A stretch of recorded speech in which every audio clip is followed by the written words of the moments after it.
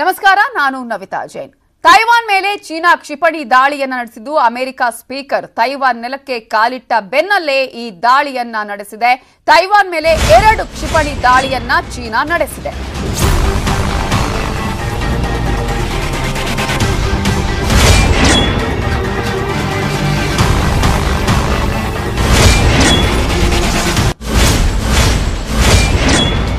ಇನ್ನಷ್ಟೇ ಈ ಒಂದು ಆತಂಕ ಎಲ್ಲರಲ್ಲೂ ಕೂಡ ಇತ್ತು. ಚೀನಾ ಏನಾದರೂ ದಾಳಿಯನ್ನು ನಡೆಸುವಂತಹ ಸಾಧ್ಯತೆ ಇದೆಯಾ ಅನ್ನೋದರ ಬಗ್ಗೆ. ಆದರೆ ಈಗಾಗಲೇ ಅಮೆರಿಕ ಸ್ಪೀಕರ್ ಅಲ್ಲಿಗೆ ಭೇಟಿ ಕೊಟ್ಟ ಸಂದರ್ಭದಲ್ಲೇ ಈಗ ತೈವಾನ್ ಮೇಲೆ ಕ್ಷಿಪಣಿ ದಾಳಿಯನ್ನು ನಡೆಸಿದೆ ಚೀನಾ. ಡ್ರ್ಯಾಗನ್ ರಾಷ್ಟ್ರ 2 ಕ್ಷಿಪಣಿ ದಾಳಿಯನ್ನು ನಡೆಸಿದ್ದು ತೈವಾನ್ ವಿದೇಶಾಂಗ ಸಚಿವಾಲಯದಿಂದ ಸ್ಪಷ್ಟನೆಯನ್ನ ನೀಡಲಾಗಿದೆ.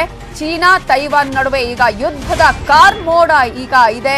ಯಾಕಂದ್ರೆ ಮತ್ತೊಂದು ಉಕ್ರೇನ್ ಆಗತ್ತಾ ತೈವಾನ್ ಅನ್ನುವಂತ. ರೈತ ಬೆಳೆದ ಬೆಳೆಗೆ ರೈತನೇ ಬೆಲೆ ಕಟ್ಟಬೇಕು. ರೈತೋದ್ಯಮಿ ಆಗಬೇಕು. ಫ್ರೀಡಮ್ ಆಪ್ ಡೌನ್ಲೋಡ್ ಮಾಡಿ, ನೀವು ರೈತೋದ್ಯಮಿಯಾಗಿ. ಪ್ರಶ್ನೆಯನ್ನ ಈ ಎಲ್ಲ ಬೆಳವಣಿಗೆಗಳು ಹುಟ್ಟು ಹಾಕಿದೆ. ಚೀನಾ ಯುದ್ಧವನ್ನ ಮಾಡುವಂತಹ ಸಾಮರ್ಥ್ಯವನ್ನು ಹೊಂದಿರುವಂತಹ ರಾಷ್ಟ್ರ. ಇಷ್ಟು ಅನೇಕ ವರ್ಷಗಳಿಂದಲೂ ಕೂಡ ತೈವಾನ್ ಒಂದು ಸ್ವತಂತ್ರ ರಾಷ್ಟ್ರವಾದ್ರೂ ಕೂಡ ಚೀನಾ ಹೇಳ್ತಾ ಇರುವಂತದ್ದು ಇದು ನಮ್ಮದೇ ಭಾಗ ಅಂತ ಹೇಳಿ ಚೀನಾ ಇಲ್ಲಿವರೆಗೂ ಕೂಡ ಹೇಳ್ಕೊಂಡು ಬರ್ತಾ ಇತ್ತು. ಆದ್ರೆ ಈ ಒಂದು ಹಿನ್ನೆಲೆಯಲ್ಲಿ ಯಾವ ರಾಷ್ಟ್ರಗಳು ಕೂಡ ತೈವಾನ್ಗೆ ಸಪೋರ್ಟ್ ಅನ್ನ ಮಾಡುವಂತಹ ಒಂದು ಇಚ್ಛಾಶಕ್ತಿಯನ್ನ ತೋರಿಸಿರ್ಲಿಲ್ಲ. ಈಗ ಅಮೆರಿಕ ಸ್ಪೀಕರ್ ಅಲ್ಲಿಗೆ ಹೋದಂತಹ ಸಂದರ್ಭದಲ್ಲಿ ಚೀನಾ ಈಗ ಎಚ್ಚರಿಕೆಯನ್ನ ನೀಡಿದೆ, 2 ಕ್ಷಿಪಣಿ ದಾಳಿಯನ್ನ ಮಾಡಿದೆ.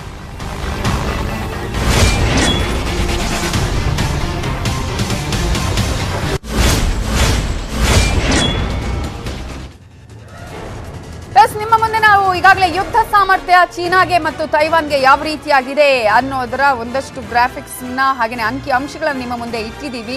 ಈಗಾಗಲೇ ಚೀನಾ ಮಿಲಿಟರಿಗೆ ಸಂಬಂಧಪಟ್ಟ ಹಾಗೆ ನಾವು ನೋಡೋದಾದ್ರೆ ಚೀನಾ ಮಿಲಿಟರಿ ಬಜೆಟ್ ಇರೋದೇ 252 ಬಿಲಿಯನ್. ಆದ್ರೆ ತೈವಾನ್ನ ಯುದ್ಧ ಸಾಮರ್ಥ್ಯ ಇರುವಂತದ್ದು, ಚೀನಾ ಮಿಲಿಟರಿ ಬಜೆಟ್ ಇರುವಂತದ್ದು 17 ಬಿಲಿಯನ್ ಮಾತ್ರ. ಒಟ್ಟು ಸೈನಿಕರನ್ನೇ ನೀವು ಇಲ್ಲಿ ಗಮನಿಸಬಹುದು. 20,35,000 ಚೀನಾದ ಬಳಿ ಈಗಾಗಲೇ ಸೈನಿಕರಿದ್ರೆ 1,69,000 ಮಾತ್ರ ತೈವಾನ್ನ ಬಳಿ ಸೈನಿಕರಿರುವಂತದ್ದು. ಭೂಸೇನೆಯನ್ನ ನಾವು ಗಮನಿಸಿದ್ರೆ 9,65,000.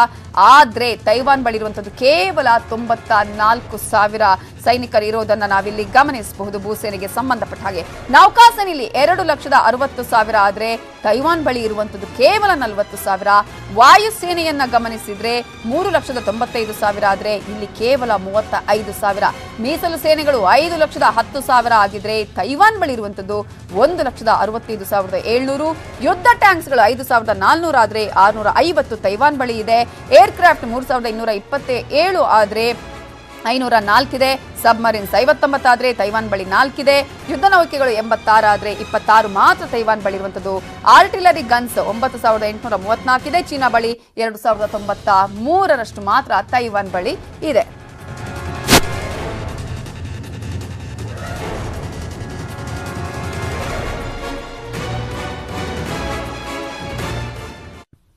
ಹಾಗಾದ್ರೆ ಈಗಾಗಲೇ ತೈವಾನ್ ಮತ್ತು ಚೈನಾ ವಾರ್ಗೆ ಏನ್ ಕಾರಣ? ತೈವಾನ್ ನಮ್ಮದೇ ಅಂತ ಚೀನಾ ಯಾಕೆ ಹೇಳ್ತಾ ಇದೆ? ಇದರ ಬಗ್ಗೆ ನನ್ನ ಕಲೀಗ್ ಆಗಿರುವಂತಹ ಶರ್ಮಿತಾ ಮಾಹಿತಿಯನ್ನು ಕೊಟ್ಟಿದ್ದಾರೆ, ನೋಡೋಣ. ಡ್ರ್ಯಾಗನ್ ಅಂದ್ರೆ ಚೀನಾದವರು ಏನ್ ವಾರ್ನಿಂಗ್ ಕೊಟ್ಟಿದ್ದಾರೆ, ಸೊ ಅದಕ್ಕೆ ಅಮೆರಿಕಾದವರು ಏನ್ ಠಕ್ಕರ್ ಕೊಡ್ತಾ ಇದ್ದಾರೆ ನೋಡೋದಾದ್ರೆ, ಅಮೆರಿಕ ಸ್ಪೀಕರ್ ನ್ಯಾನ್ಸಿ ಪೆಲೋಸಿ ಅವರು ತೈವಾನಿಗೆ ಭೇಟಿ ಕೊಡಬಾರ್ದು ಅಂತ ಮೊದಲಿಂದಲೂ ಚೀನಾ ಎಚ್ಚರಿಕೆಯನ್ನ ಕೊಡ್ತಾ ಇತ್ತು. ಇನ್ಫ್ಯಾಕ್ಟ್ ನೀವ್ ಯಾರು ಬರಬಾರ್ದು, ಸಪೋರ್ಟ್ ಮಾಡಬಾರ್ದು ಅಂತ. ಆದ್ರೆ ಇದನ್ನ ಲೆಕ್ಕ ಕೆಟ್ಟಿಲ್ಲ ಅಮೆರಿಕದವರು. 25 ವರ್ಷಗಳ ನಂತರ ಉನ್ನತ ದರ್ಜೆಯ ಅಧಿಕಾರಿ ತೈವಾನ್ ನೆಲಕ್ಕೆ ಎಂಟ್ರಿ ಕೊಟ್ಟಿದ್ದಾರೆ.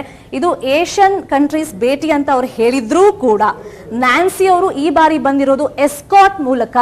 ಸೊ ಹಾಗಾಗಿ ಚೀನಾದವ್ರಿಗೆ ಸುಮ್ಮನೆ ಕೂತಿಲ್ಲ. ಯುದ್ಧ ವಿಮಾನಗಳನ್ನ ಆಲ್ರೆಡಿ ಹಾರಾಟ ಮಾಡೋದಕ್ಕೆ ಶುರು ಮಾಡಿದ್ದಾರೆ. ಮತ್ತೊಂದು ಎಚ್ಚರಿಕೆ ಕೊಟ್ಟಿದ್ದು, ಮಾತು ತಪ್ಪಿದ್ರೆ ನಿರ್ದಿಷ್ಟ ಮಿಲಿಟರಿ ದಾಳಿ ಮಾಡ್ತೀವಿ ಅಂತ ಚೀನಿಯವರು ಅಮೆರಿಕಾಗೆ ಎಚ್ಚರಿಕೆಯನ್ನ ಕೊಟ್ಟಿದ್ರು. ಬಟ್ ಇದನ್ನ ಅಮೆರಿಕ ಕೂಡ ನೆಗ್ಲೆಕ್ಟ್ ಮಾಡಿಲ್ಲ. ಆಲ್ರೆಡಿ ಅಮೆರಿಕ ಕೂಡ ಈಗ ಯುದ್ಧ ಅಕಸ್ಮಾತ್ ಚೀನಾ ಕಡೆಯಿಂದ ಡಿಕ್ಲೇರ್ ಆದ್ರೆ ಅಫಿಷಿಯಲ್ ಆಗಿ ಏನ್ ಸಪೋರ್ಟ್ ಕೊಡಬೇಕು, ಶಸ್ತ್ರಾಸ್ತ್ರ ಇರ್ಬೋದು, ಯುದ್ಧ ವಿಮಾನಗಳು, ಅದನ್ನೆಲ್ಲ ರೆಡಿ ಮಾಡಿ ಇಟ್ಕೊಂಡಿದ್ದಾರೆ. ಇನ್ನು ತೈವಾನು ಅಷ್ಟೇ, ಚೀನಾ ಹೇಳೋದನ್ನೇ ಕಾಯ್ತಾ ಇದೆ. ಅಕಸ್ಮಾತ್ ಯುದ್ಧ ಮಾಡೇ ಬಿಡ್ತೀವಿ ಅಂತ ಡಿಕ್ಲೇರ್ ಮಾಡಿದ್ರೆ ಅಫ್ಕೋರ್ಸ್ ತೈವಾನ್ ಕೂಡ ಈಗ ಅಲರ್ಟ್ ಆಗಿದೆ. ಇನ್ನು ಪರಿಸ್ಥಿತಿ ಗಂಭೀರತೆ ಅರಿತಂತ ಅಮೆರಿಕ ದಕ್ಷಿಣ ಚೀನಾ ಸಮುದ್ರದಲ್ಲಿ ಈಗ ಯುದ್ಧ ನೌಕೆಗಳ ನಿಯೋಜನೆಯನ್ನ ಮಾಡಿದೆ. ನಾನು ಆಗ್ಲೇ ಇದ್ರ ಬಗ್ಗೆ ಎಕ್ಸ್ಪ್ಲೈನ್ ಮಾಡ್ತಾ ಇದ್ದೆ. ಇನ್ನು ತೈವಾನ್ ವಿಚಾರದಲ್ಲಿ ಅಮೆರಿಕ ಬೆಂಕಿ ಜೊತೆಗೆ ಸರಸಬಾಡ್ತಾ ಇದೆ ಅಂತ ಚೀನಾ ಹೇಳ್ತಾ ಇದೆ. ನಾನು ಹೇಳದ್ನಲ್ಲ, ನೀವು ಯಾರು ಸಪೋರ್ಟಿಗೆ ಬರಬಾರ್ದು ಅಂತ ಚೀನಾ ಪದೇ ಪದೇ ಹೇಳ್ತಾ ಇದ್ದಿದ್ದು. ಈಗ ಅಮೆರಿಕ ಬಂದ ತಕ್ಷಣ ನನಗೆ ಅವಮಾನ ಆಗಿದೆ, ನಾನು ಇದನ್ನ ಸಹಿಸ್ಕೊಳ್ಳಕ್ ರೆಡಿ ಇಲ್ಲ, ನೆಕ್ಸ್ಟ್ ಉಕ್ರೇನ್ ಮಾಡ್ತೀನಿ ನೋಡ್ತಾ ಇರಿ ಅಂತ ಎಚ್ಚರಿಕೆಯನ್ನ ಕೊಟ್ಟಿರೋದು ಚೀನಾ. ಈಗ ಸಿಂಗಪೂರ್, ಮಲೇಷಿಯಾ, ಜಪಾನ್ ದೇಶಗಳ ಭೇಟಿಯಂತೆ ತೈವಾನ್ ಭೇಟಿನೂ ಸಹಜ ಭೇಟಿ ಅಂತ ಅಮೆರಿಕ ಹೇಳ್ತಾ ಇದೆ. ಆಕ್ಚುಲಿ ಅಮೆರಿಕ ಇಲ್ಲಿ ಒಳ್ಳೆ ಗೇಮ್ ಪ್ಲಾನ್ ಅನ್ನ ಮಾಡಿದೆ. ನಾನು ಹೇಳ್ದಂಗೆ ಈಗ ಏಷ್ಯನ್ ಕಂಟ್ರೀಸಿಗೆ ನಾನು ವಿಸಿಟ್ ಮಾಡ್ತಾ ಇದ್ದೀನಿ ಅಂತ ಸಿಂಗಪುರಿಂದ ನೆಕ್ಸ್ಟ್ ಈಗ ತೈವಾನ್ಗೆ ಬಂದಿರೋದ್ರಿಂದ ನಾನೇನು ಪರ್ಟಿಕ್ಯುಲರ್ ಆಗಿ ತೈವಾನ್ಗೆ ವಿಸಿಟ್ ಮಾಡಿಲ್ಲ, ನಾನೊಂದು ಪ್ರವಾಸದಲ್ಲಿದ್ದೀನಿ, ಅದರಂತೆ ನಾನು ತೈವಾನಿಗೆ ಬಂದಿದ್ದೀನಿ ಅಂತ ಅಮೆರಿಕಾದ ಅಧಿಕಾರಿ ಹೇಳ್ತಾ ಇದ್ದಾರೆ. ಇನ್ನು ಅಮೆರಿಕ ಅಧ್ಯಕ್ಷರಿಗೆ ನೇರವಾಗಿ ಈಗ ಒಂದು ಎಚ್ಚರಿಕೆಯನ್ನ ಕೊಟ್ಟಿರೋದು ಚೀನಾ ಅಧ್ಯಕ್ಷ ಝಿ ಜಿನ್ಪಿಂಗ್. ಇನ್ನು ಅಮೆರಿಕ ಕಾನೂನಿನ ಪ್ರಕಾರ ಜಗತ್ತಿನ ಯಾವುದೇ ದೇಶ ಸಂಕಷ್ಟದಲ್ಲಿದ್ರೂ ಕೂಡ ಅದಕ್ಕೆ ಸ್ಪಂದಿಸುವಂತ ಅಧಿಕಾರ ನನ್ನ ಹತ್ರ ಇದೆ ಅಂತ ಅಮೆರಿಕ ಹೇಳ್ತಾ ಇದೆ. ಇದು ವೆರಿ ವೆರಿ ಇಂಟ್ರೆಸ್ಟಿಂಗ್. ಈ ಕಾನೂನು ಅವ್ರ ದೇಶದಲ್ಲಿ ಮಾಡ್ಕೊಂಡ್ರೆ ಸರಿ, ಜಗತ್ತಿನ ಎಲ್ಲಾ ದೇಶದ ಮೇಲೂ ನಾನು ಅಪ್ಲೈ ಮಾಡ್ತೀನಿ ಅಂತ ಅಮೆರಿಕ ಹೇಳ್ತಿರೋದಿನ್ನ ಈ ಜಗತ್ ಒಪ್ಕೊಳ್ಬೇಕಾ? ಹಾಗಾದ್ರೆ ಗೊತ್ತಿಲ್ಲ. ಅದ್ರ ಬಗ್ಗೆನೂ ಜಾಗತಿಕವಾಗಿ ದೊಡ್ಡ ಮಟ್ಟದಲ್ಲಿ ಚರ್ಚೆ ಆಗ್ತಾ ಇದೆ. ಇನ್ನು ತೈವಾನ್ ತನ್ನ ಭೂಪ್ರದೇಶ ಅಂತ ಪ್ರತಿಪಾದಿಸ್ತಾ ಇದೆ ಚೀನಾ. ನಾನು ಬಿಗಿನಿಂಗ್ ಅಲ್ಲೇ ಹೇಳಿದೆ, 1949ರಲ್ಲಿ ಸಪರೇಟ್ ಆದ್ರೂ ಕೂಡ ನಮ್ಗೆ ಫ್ರೀಡಮ್ ಸಿಕ್ಕಿದೆ ಅಂತ ತೈವಾನಿನ ಜನ ಭಾವಿಸ್ತಾ ಇದ್ರು ಕೂಡ, ಅಫ್ಕೋರ್ಸ್ ಸಿಕ್ಕಿದೆ ಅವರಿಗೆ 1949ರಲ್ಲಿ ಸಪರೇಟ್ ಆದ್ಮೇಲೆ. ಬಟ್ ಚೀನಾವಾದ ತೈವಾನ್ ಈಗಲೂ ನಮ್ ಜೊತೆನೆ ಇದೆ, ನಮ್ದೇ ಭೂಪ್ರದೇಶ ಅಂತ. ತೈವಾನ್ ಸಾರ್ವಭೌಮತ್ವಕ್ಕೆ ಧಕ್ಕೆ ಆಗ್ತಾ ಇದೆ ಅಂತ ಅಮೆರಿಕ ನಿಗಿ ಕೆಂಡ ಕಾರ್ತಿರೋದು ಈಗ ತಾನ್ ಎಂಟ್ರಿ ಆಗಿರೋದು. ತೈವಾನ್ ಮೀಡಿಯಾದಲ್ಲಿ ಪ್ರಸಾರ ಆಗ್ತಾ ಇರೋದು ಉಕ್ರೇನ್ ನಲ್ಲಿ ಪರಿಸ್ಥಿತಿ ಹೆಂಗಿದೆ, ತೈವಾನಿನ ಜನರ ಪರಿಸ್ಥಿತಿನೂ ಹಾಗೆ ಆಗತ್ತೆ ಅಂತ. ಹಾಗಾಗಿ ಜನರಿಗೆ ಆತಂಕ ಆಗಿದೆ. ಒಂದ್ ಕಡೆ ಆತಂಕಗೊಂಡಿರೋ ಜನ ಇದ್ರೆ, ಮತ್ತೊಂದ್ ಕಡೆ ಅಮೆರಿಕ ಅಧಿಕಾರಿ ಬಂದಿದಾರಲ್ಲ, ಅವ್ರ ಮುಂದೆ ಹೋಗಿ ಜನ ನಮಗೆ ನ್ಯಾಯ ಕೊಡಿಸಿ, ನಮಗೆ ನೀವು ಬಲ ತುಂಬಿ ಅಂತ ರಿಕ್ವೆಸ್ಟ್ ಮಾಡ್ಕೊಳ್ತಾ ಇದಾರೆ. ಈಗ ಯುದ್ಧದ ಕಾರ್ಮೋಡ ಕವ್ದಿದ್ದಾಗಿದೆ. ಚೀನಾ ನೆಕ್ಸ್ಟ್ ಏನ್ ಸ್ಟೆಪ್ ಇಡುತ್ತೆ ಅಂತ ಎಲ್ಲರೂ ನೋಡ್ತಾ ಇದ್ದಾರೆ, ವಿಶ್ವವೇ ಎದುರು ನೋಡ್ತಾ ಇದೆ. ಈಗ ಯುದ್ಧದ ಟೆನ್ಷನ್ ಎಲ್ಲ ಕಡೆ. ಸೊ ಇದು ತೈವಾನ್ಗೆ ಸಂಬಂಧಪಟ್ಟ ಹಾಗೇನೆ ಯಾವ ರೀತಿಯ ಕಾರಣಗಳು ಈಗಾಗಲೇ ಈ ಒಂದು ಯುದ್ಧವನ್ನ ಈಗ ಈ ರೀತಿಯಾಗಿ ಘೋಷಣೆ ಮಾಡುವಂತಹ ಸನ್ನದ್ಧದಲ್ಲಿ ಇದೆ ಚೀನಾ ಅನ್ನೋದೊಂದು ಎಕ್ಸ್ಪ್ಲನೇಷನ್ ನೋಡಿದ್ವಿ.